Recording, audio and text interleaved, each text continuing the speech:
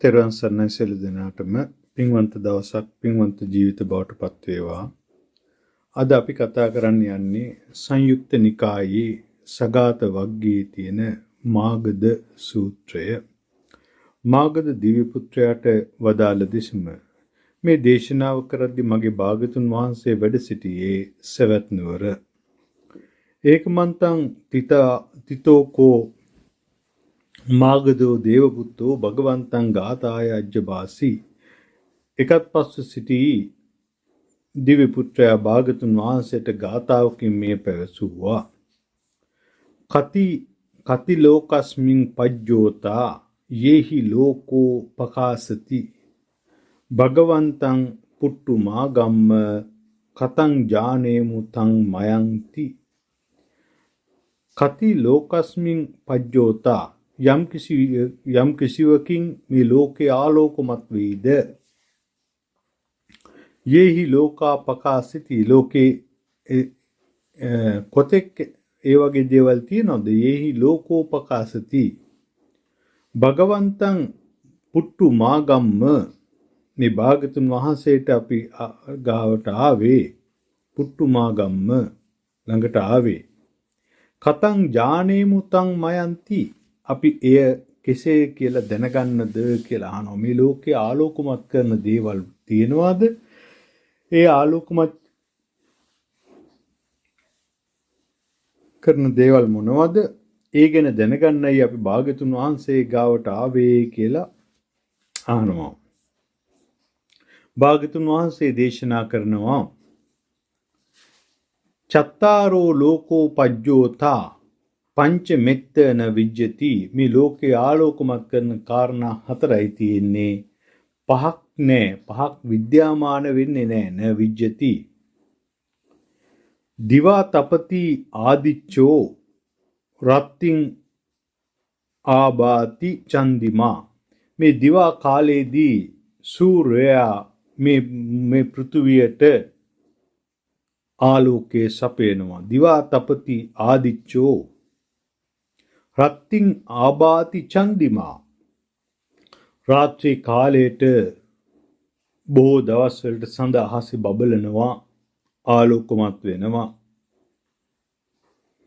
අත අග්ගී දිවා රත්තිං තත්ත පකාසති. ඒ අවස්ථාවලදී ගහන්නා වූ ගිනි ගොඩවල් වලින් ඒ ප්‍රදේශ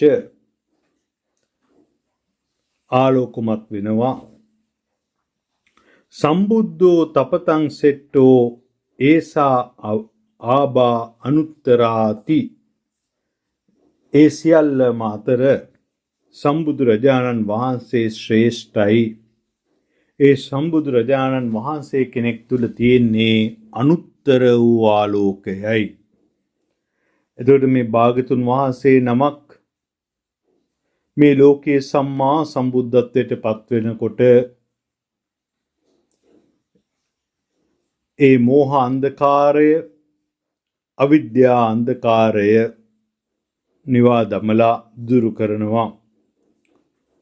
භාගතුන් වහන්සේ දේශනා කරනවා මේ ආකාශයේ බ්ලැක් හෝල්ස් වගේ දේවල් තියෙන බව සූත්‍රවල. ලෝකාන්තරික නිරේ තියෙන අඳුරු ස්වභාවය ගැන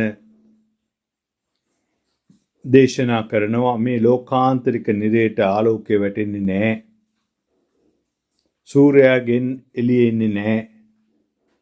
නමුත් භාගතුන් වහන්සේ නමක් මේ භාගතුන් වහන්සේ දේශනා කරනවා මේ ලෝකාන්තරික නිරේ තියෙන අඳුරටත් වැඩියේ මේ අවකාශයේ තියෙන බ්ලැක් හෝල්ස් වල තියෙන අඳුරටත් වැඩියේ මේ මෝහ අන්ධකාරය, අවිද්‍යා අන්ධකාරය ප්‍රබලයි කියලා.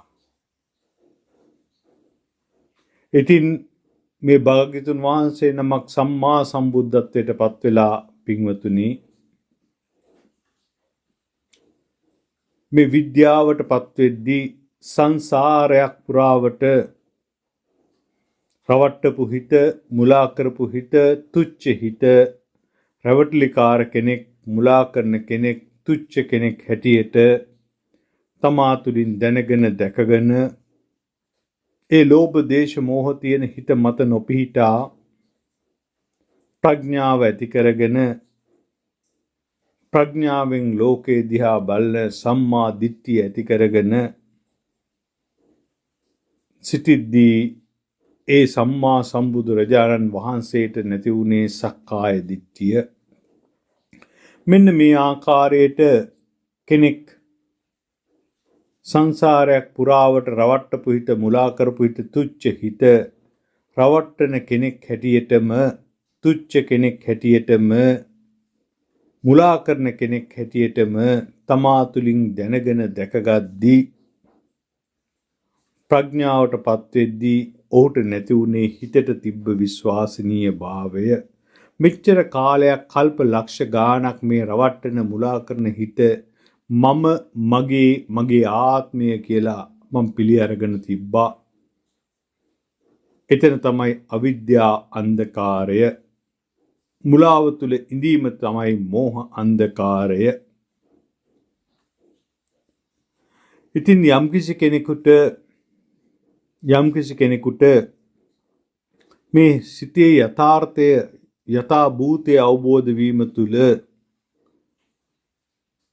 මේ මෝහ අන්ධකාරය නැති වෙන්නේ අවිද්‍යා අන්ධකාරය නැති වෙන්නේ විද්‍යාව ඉපදෙද්දී.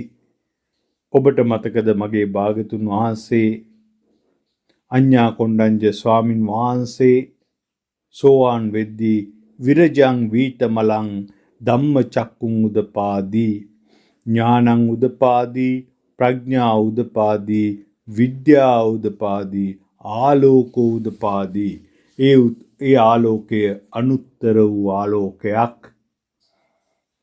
අඳුරේ අතපත ගාන කට්ටියට පාර පෙන්නන ආලෝකයක්. ඒ අනුත්තර ආලෝකයේ භාගතුන් වහන්සේ උදා කරගෙන තියෙද්දී උන්වහන්සේගේ පරතෝ ഘോഷය අහලා කල්යාණ මිත්‍රයෙක්ගෙන් ඊට අනුරූපව අපි මනසිකාරය කරද්දී ඒ අනුත්තර වූ ආලෝකයේ කොටසක් හෝ තමා තුලත් ඇති කර ගැනීමට අපිට හේතු සකස් වෙනවා. ඒ අනුත්තර වූ ආලෝකයෙන් සදහටම මෝහ අන්ධකාරය අවිද්‍යා අන්ධකාරය දුරු කරලා දාන්න හැකියාව ලැබෙනවා. ඉතින් මේ බුද්ධ ශාසනය තුල ඉපදිලා ඒ අනුත්තර වූ ආලෝකය ඇති සම්මා සම්බුදුරජාණන් වහන්සේගේ ශ්‍රී මුඛ දේශනාව අහලා තමා තුරත් ඒ ආලෝකය ඇති කරගෙන නිවනින්ම නිවී සැනසීම සඳහා අපි කළ යුත්තේම යෝනිසෝ මනසිකාරයමයි. ඒ යෝනිසෝ මනසිකාරය කිරීමට වැඩියෙන් හේතු සකස් වෙන්නා වූ පින්වන්ත දවසක් ජීවිතයක් වේවා. තෙරුවන් සරණයි.